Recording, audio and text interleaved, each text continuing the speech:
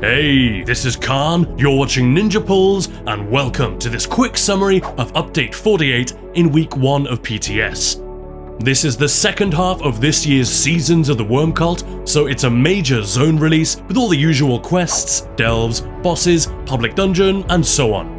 It also previews the final stage of the Writhing Wall event, which is coming in October, while the rest of this update arrives a little later in November and can be accessed once you and your fellow players have taken down the Writhing Wall on your server. But forget about the content for a moment, what about the combat?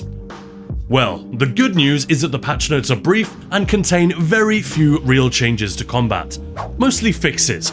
So you will not have to relearn a bunch of tooltips or mess with your build or have to make a new one. It also means that I can commit to making more build videos and updating the website properly because I know they won't be rendered obsolete in just a matter of weeks. Unfortunately, the good news is also the bad news. Many players have been hoping quite rightly for more combat adjustments after subclassing, which arrived in a bit of an unfinished state. And clearly, we're not getting any of that just yet. The devs did acknowledge at the time it might take at least a couple of patches to rebalance things, but based on the feedback they've been getting from players, I guess they figured that was not gonna be long enough, because they now say they're gonna have to do a broader overhaul, and we're not gonna see any of that until next year. Now, it's not like the game is broken or in a terrible state, but this is a bummer for players who are a bit fed up with the current balance and have been waiting for the devs to do something about it. But then again, this might be a better move in the long run. We're just gonna have to wait and see. Specifically, what we're getting in Update 48 is the ability to take consumables independently of combat abilities. So if you're beaming and your potion runs out, you can take it again immediately and not have to wait for the channel to stop. A fix to Arcanist's Apocryphal Gate, it should now generate Crux even if you sprint into the portal. A fix to the Warden's ult Sleet Storm to stop the Visifex from flickering. The dual wield ability Steel Tornado now has execute scaling. Not the full 100% scaling that the other morph Whirling Blades has, but up to 33%, which makes it a little more competitive considering it's also larger and cheaper. Onslaught, the two-handed ultimate morph, should now correctly show its effects in the UI. It was working properly already, but the UI was showing the wrong stats. Banner Bearer with Arcanist class mastery was letting us generate ultimate outside of combat. That has also been fixed. Undo, the Sigic ult, was tweaked so that you should now be facing the correct way after using it. And Werewolf Berserker heavy attacks got a rework to their AoE component, which will be a damage buff to anyone with decent damage stats, but a slight nerf to those with low damage stats.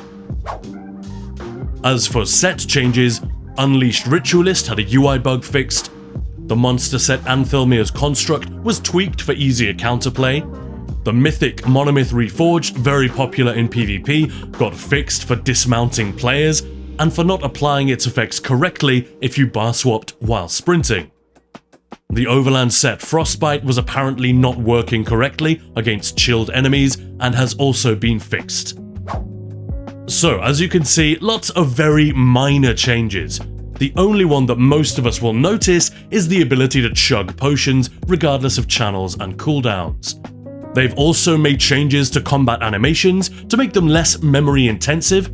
Apparently, we shouldn't notice this, and there will be no impact on our ability to weave light attacks or anything like that. Unsheathing weapons has also been changed to be faster, something we probably will notice. Look, I know some people will be disappointed that we're not getting more changes. The current balance issues in the combat system were created by ZOS with subclassing, and I completely understand that people feel like they should get on with cleaning it up. I'm not going to try and change anyone's mind in that regard, but I'd rather have to wait a little longer for good changes than have bad or rushed changes in Update 48. Of course, there's no guarantee that what we'll be getting next year is going to be good, but I've got my fingers crossed. Moving on, of course there are also new sets coming in the new half of the zone. Another Mythic for heavy attack enjoyers, specifically one for single target damage, since it increases your damage against that target but reduces your damage against everything else. Kind of an interesting idea, but it could compound the problem where heavy attack setups look quite powerful against a target dummy, but in a lot of content they can easily fall miserably behind because AoE and cleave damage are so important in many of the recent dungeons and trials ZOS have given us. And it's still not easy to do that with a heavy attack setup. Still, this one will be interesting to look at in more detail. 2 new crafted sets, and I guess another overland set. Zanmir Genesis provides recovery to you and nearby allies. Shared Burden lets you share damage with your companion, kind of like the Necromancer's Spirit Guardian. Fellowship's Fortitude is another 12-piece set, like a defensive version of Shattered Fate, with big bonuses to armor, health, and granting major protection. That might be a nice starter set for tanks, if a little bit simplistic. Leaderboards, all of them except Cyrodiil, are now going to be account-based, so you can no longer appear multiple times in the leaderboards with different characters. Only your highest score and position will be shown. And of course, the other thing they've been working on is paving the way for the Writhing Wall event, which is a type of event that ZOS have never done before, and evidently one of the reasons this patch is so light in other areas. We'll have other videos coming up which cover the Writhing Wall in detail, how to participate, the best way to experience it, etc. They're also adding a bunch of cosmetics and rewards for completing stuff on Solstice, as well as a new PvP emote called For My Alliance, which can be bought with gladiator proofs.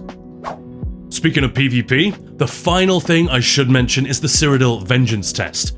We're getting one of these very soon during September, but this PTS cycle also reveals the next one that'll be coming in December, so in a few months' time. They're switching quests back on, along with vendors and leaderboards, plus a new Vengeance inventory. Keep Recall Stones are back, repair kits are now going to be channeled, so you keep repairing until you cancel it. But this Vengeance test is going to be especially interesting because it will contain loadouts.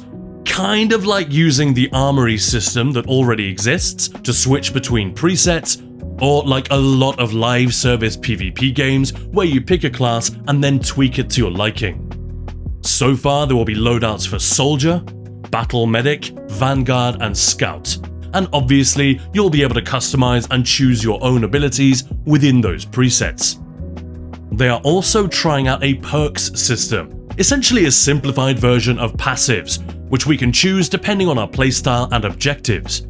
This is quite a change in direction, and I know some people will be tempted to jump to the conclusion that this confirms what the new Cyrodiil is ultimately going to look like.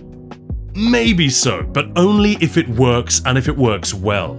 If players really don't like the perks or the loadouts, or if they don't provide any obvious performance benefit, it's a pretty good bet that ZOS will scrap the idea or at least rework it.